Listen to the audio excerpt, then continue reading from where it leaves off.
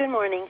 February is American Heart Health Month, and according to the Cleveland Clinic's 2020 Heart Health Survey, many Americans underestimate the threat of heart disease. In fact, although heart disease is the leading cause of death in Americans, accounting for 1 in 4 every death, 68% of Americans do not know it's the foremost killer of women. Joining us now is Dr. Leslie Cho, Director of Cleveland Clinic's Women's Cardiovascular Center.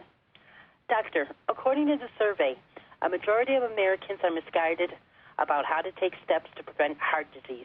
Why do you think this is? Well, I mean, it's partly education, I think. Sometimes we, as heart disease rates have sort of plateaued, we haven't been so great about educating our public. And we're so inundated with the image of cancer.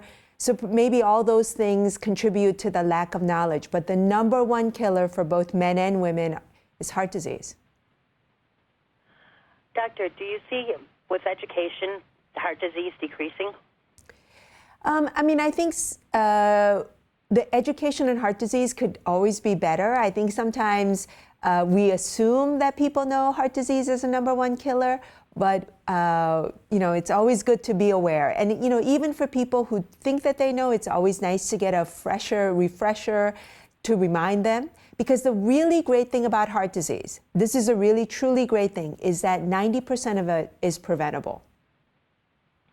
Doctor, what would you say is the leading cause or causes of heart disease?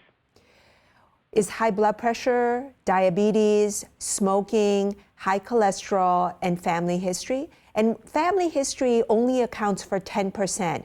The other 4, high blood pressure, diabetes, high cholesterol, and smoking, accounts for 90% of heart disease. And those things are totally preventable. Doctor, what are some preventive steps we could take? So I think it's really important to be aware that lifestyle, exercise, and diet is the number one thing we can do to prevent heart disease. The other thing is to get a regular checkup. Get your cholesterol test in your 20s. Get your blood pressure checked. Make sure that your weight is in a good range so that you don't get diabetes. And also, the other very, very important thing is to never take up smoking. And if you are a smoker, you can quit. And the beauty is that once you quit, your risk goes back down to that of a non-smoker after a couple of years. Doctor, why do you believe heart disease affects women more than men? It's not that heart disease affects more women than men. I mean, heart disease is a number one killer for both men and women.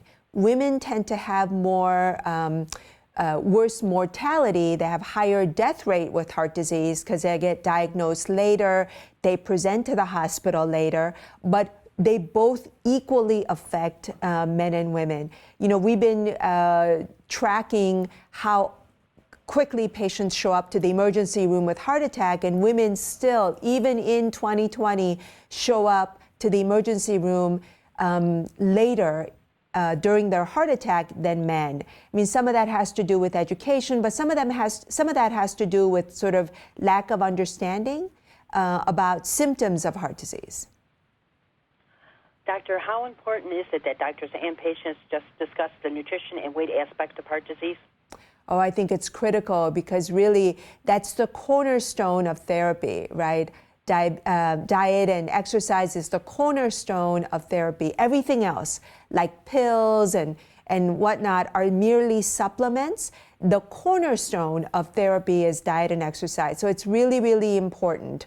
You also want to, pass on these sort of good habits to your kids and to your grandkids, teaching them about healthy lifestyle, like what to eat. Mediterranean diet is the best. And exercising really sustains people throughout their life so that they don't have to get heart disease. Doctor, where can our viewers go to get information on how to take first steps to start developing a heart health plan? You can visit our website at clevelandclinic.org/loveyourheart. We have some really good information there about diagnosis and risk factors and recipes and what to do to get started on a heart healthy life. Doctor, I'd like to thank you for taking the time this morning to talk with us. Have a good day. Thank you.